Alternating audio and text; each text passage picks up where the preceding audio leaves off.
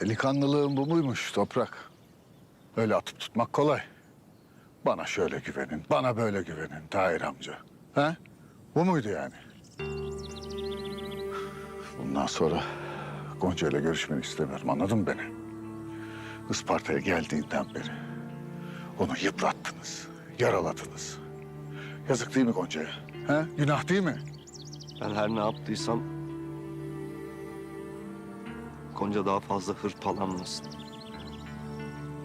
daha fazla yaralanmasın diye yaptım.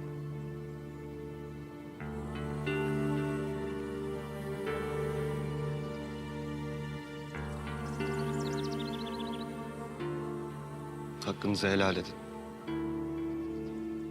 Etmezseniz de siz bilirsiniz. Selametle.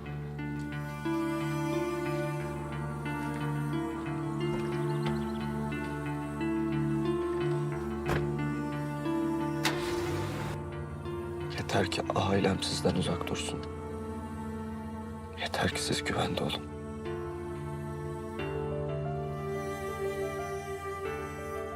Nasıl olsa Gonca beni unutur.